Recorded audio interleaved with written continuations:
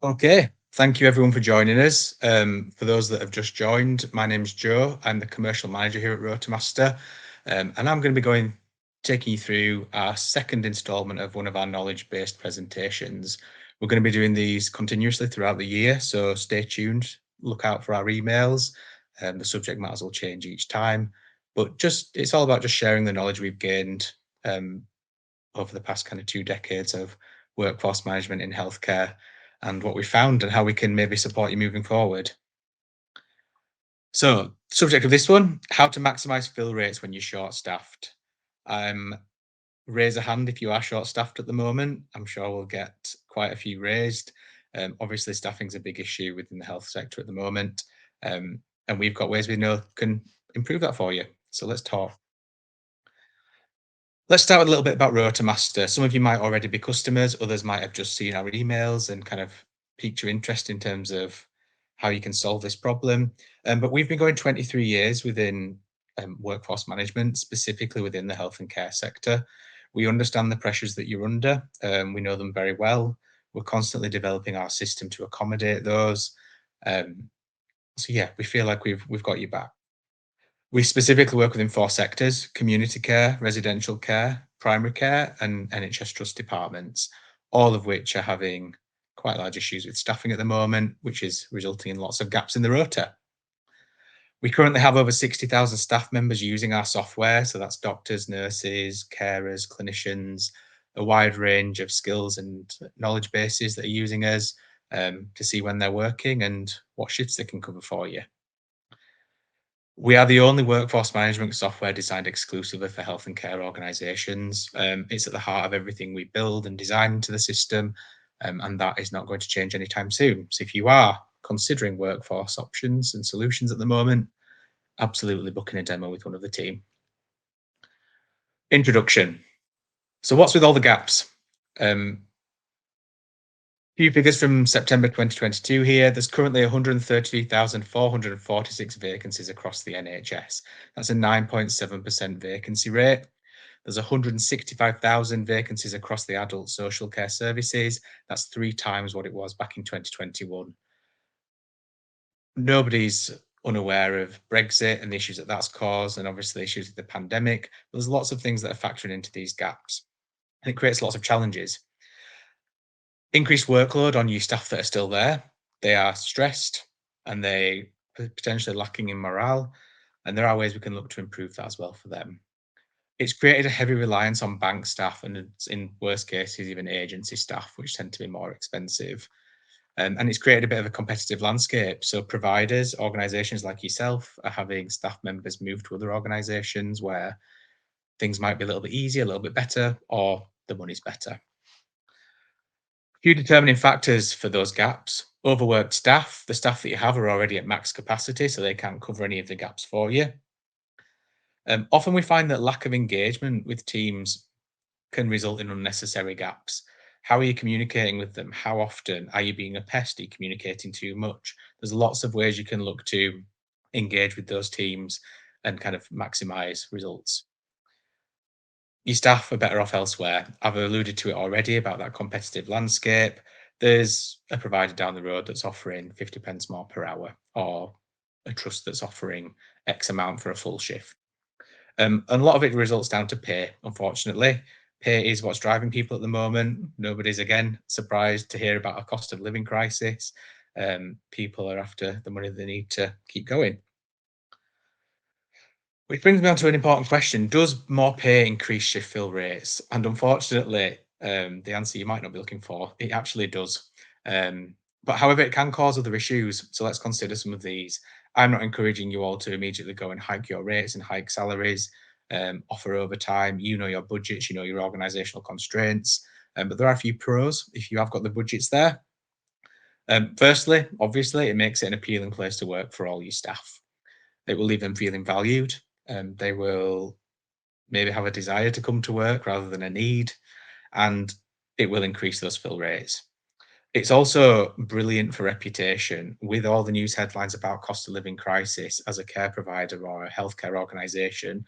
If you're able to offer those decent rates, shout about it, encourage it, put it in your job offers, put it in your recruitment ads and things because it's great for your reputation. There are lots of cons though.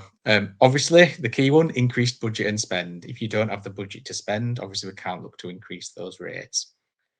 It does create competition and bidding wars. So if there are organisations that have more flexibility in the budget, like yourselves, you increase yours by £1 an hour, they increase theirs by £1.50 an hour, and it can create that cause your bank staff particularly to feel stretched and divided, and doesn't necessarily build loyalty, which often leads to last minute cancellations.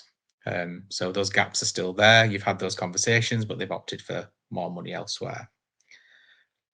It can be motivating, but also demotivating for staff. So if you've got a group of staff that are salaried, and you're offering your bank and your agencies all these higher rates of pay to get them in and cover the shifts that they're too tired to fill, that can be quite demotivating for them, and it can lead staff to move on to want to maybe be more flexible, become part of the bank rather than salaried. Some of our organisations offer staggered rates, so they will have a set rate, but then they'll have a last minute pay rate. This works really well for some of them, but it can cause last minute bookings. Clever staff will realise that the rates increase the later they leave it, which leaves you with more stress, more to manage, and ultimately last minute bookings. But nonetheless, the shift is still booked. But is this all just adding fuel to the fire? What can we do to improve it without loosening the purse strings? Here's a few ideas. How to maximize your fill rates. Consistency is absolutely key, um, particularly for bank staff where they may be working for different organizations and things are quite flexible. They might be working different shifts across different areas. Um, Planning in advance and not being last minute with things is going to really help. If you advertise a shift 4 days before it's due rather than two, you've got a double the chance of filling that shift. Release on set days, and that's releasing of both things. Release your rotas. That's really going to help warm up your staff so they know exactly when they're working, give them that work-life balance. They can plan around when they're working. But if you're also advertising your shifts on set days as well, the staff will come to you rather than you having to go out to them. If they know that on the first of every month there's going to be shifts at X healthcare organisation, which is down the road from them, they're going to come to you and be looking for those shifts. Have a set hierarchy for advertising gaps and let your teams know about it. Most organizations that are customers of ours will offer things out to their salaried resource first because it is cheaper. They might offer overtime, they might not, but they'll offer those blanks out to their salaried staff. They'll then offer them out to the bank, to try and get those shifts filled. And as a last resort, we might go out to locums and agency. It's key for your staff to know kind of what the timescales are on that. If you let one of your salaried staff members know that they're umming and ahhing about covering a shift, but they know that it's going out to bank staff within the next 4 days, that's going to speed them up and give them some impetus to get that booked in. Engagement with staff. I mentioned this at the start of the presentation. It's really key. You've got to keep people interested. You've got to keep comms open with them, and you've got to get them still interested in your organization and filling those shifts for you. We recommend utilizing a mix of comms methods. You've got email, text, notifications, carrier pigeon, however you want to do it. Lots of staff members and lots of personalities will have different preferences on this, and allowing them to opt in and out of different comms is important as well. We find actually that SMS is a really, really successful way to kind of communicate with your teams. Around 22% of people will respond to an email within an hour. Around 88% of people will respond to a text within an hour. So if you have the ability to send direct text messages to staff members about important shifts, absolutely do that. If you're not making the most of all your comms methods, you're missing out.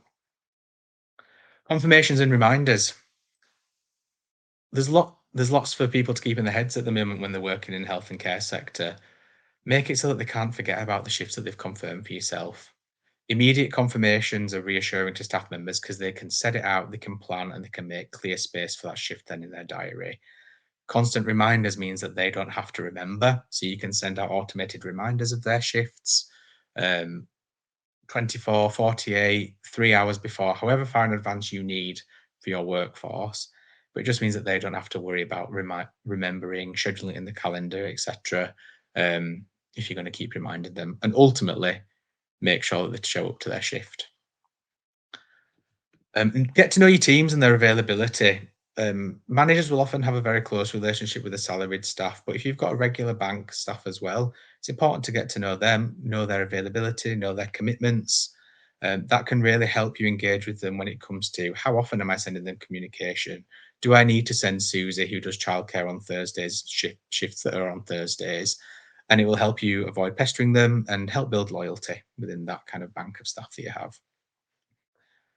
I can't say this loud enough. Be fair in allocating the shifts and give explanations. Again, keeping close to those staff members that might have volunteered lots of times, but maybe not got all the shifts that they've requested. It can be quite demotivating. Being able to communicate with your teams as to why they've not been given specific shifts, why they've not been allocated ones, is really going to help keep them engaged. And it also helps you keep on top of, okay, so how many am I going to be giving them next month? Make it appealing to your staff. Um, Studies have shown that lengthening shifts can actually increase their uptake. There was a 28% uptake on a 12-hour shift than on an 8-hour shift. I appreciate a lengthening a shift does mean paying them more money, but actually, does it give opportunity for you to alleviate staff that are maybe already overworked, already working too many hours, and give them the breaks that they need so that they're more driven, more motivated to book in for shifts later down the line? Make it simple and easy to book with you. If it's a long-winded process, it discourages staff from doing it, first of all, but it also opens you up to opportunity for cancellations. If somebody says, yes, I can do that shift, and you say, great, I'll speak with so and so and come back and confirm to you tomorrow, that evening they might have an offer from their friend to go to the pub. Make it simple, easy, quick, and definite. And that is going to help increase that and add onus and responsibility to the staff member as well. There's ways you can reward your existing staff again without loosening the purse strings for the flexibility. Some of our organisations that we work with will send out um, employee of the month emails, but for thanking staff for the extra shifts that they've booked. They offer them things like first dibs on the gaps that are coming up next month for those that have offered lots of flexibility. There's also tools out there that you can use which will basically prioritise staff members that are giving you the most flexibility and suitability. Swaps. I don't. Lots of our customers, when we discuss this with them initially, don't like the concept, but actually giving staff the ability to swap shifts and allowing them to do that with like a full audit, fact check, make sure skills and everything are matched up, basically avoids a gap and somebody cancelling last minute. It allows them to again build rapport with their teams and basically avoids that gap if you're allowing those shop swaps, not shops. Um, Advertise and offer shifts based on matched skills. We see this a lot with organizations that maybe don't have systems in place to monitor these, but they're sending out 50 shifts to all of their staff, all of their roles, saying, can anybody pick any of these up? What your team's then having to do is look through, okay, well, which ones apply to me? I don't have the skills to do that night shift. I'm not able to do this particular one. And then they're having to filter through and go back. Send your staff members personalized shifts that they can actually pick up, and that's going to increase your engagement with those significantly. What can you do today? 4 takeaways that you can implement right now. Look back to move forward. A lot of organizations, again, everybody's snowed under at the moment, but actually looking back at situations that you had previously, how they were handled, are there ways that you can improve those? Do you have history of old rotas where you had lots of gaps and things that you can maybe review and take a look at? Obviously, having systems in place for this does benefit being able to pull off that data very easily. But if you've kept copies of your spreadsheets and things, look back over them. Why did we have so many gaps around Easter last year? How did we accommodate it? Which staff members were more flexible? Right, we'll prioritize them first this year. And it can really help you kind of plan and adjust and, yeah, kind of be a bit more secure in any future scenarios. Get your calendar in order. I've already discussed this. Plan rota release days, organize when you'll advertise the gaps so that staff can plan for it too. It's all about kind of creating that work-life balance, making sure people can accommodate it, making sure it's definite and clear, and so that people know what they're doing. Get to know your bank. Send out an email asking them what if they have any general availability days they specifically can and can't work, and kind of keep that logged in the back of your mind, or again on a system if you have those in place. This can help navigate your comms. So you're not pestering them on times when they said that they're not going to be available. They can opt in and out of certain comms as well. Build rapport and ultimately loyalty with that bank that you have, making it a pleasant experience for them to work in. Um, you may or may not be surprised by this suggestion, but that our recommendation is to digitize. If you've got the budget and you're able to kind of look into kind of planning and basically securing things kind of longer term for the future, look at digitizing your workforce. Um, don't make it harder than it needs to be for your teams. Everything can be covered in workforce planning software, comms, shift bugging, gathering availability and storing that, releasing of calendars, automatically advertising shifts, staff booking into them can all be handled digitally. Paper rotas, notice boards, and spreadsheets will be costing you money if you look into that. So our conclusion really is make the most of what you've got with a good workforce management software. You get better engagement with your teams through self-rostering. They can see what shifts are available and book themselves in. They're able to swap with staff members, see what shifts they're working, avoid those gaps and cancellations because they can swap rather than cancel, and they're able to book shifts online. Um, It reduces errors and confusion. Ultimately, your staff members, while we're not maybe looking to increase those pay rates, are working to be paid. Streamlined payroll because you've seen the shifts that they've worked, the additional hours that they've done, the increased rates that they're going to be paid can all be summarized clearly. They can see timesheets online and they can obviously receive the correct amount of money at the end of the month when they're working extra hours and things for you. We do have tools in our system which allows automation, so maximum shift allocation, maximize your existing resource, set priorities for your teams as to what shifts you want to give them, make it nice and easy for the salaried staff to get everything they need and hit their contracted hours, and prioritize critical shifts with them. Benefits for you and the end staff members there. If there are any questions, now's a good time to ask, really. Do we have any questions from anybody in the observing?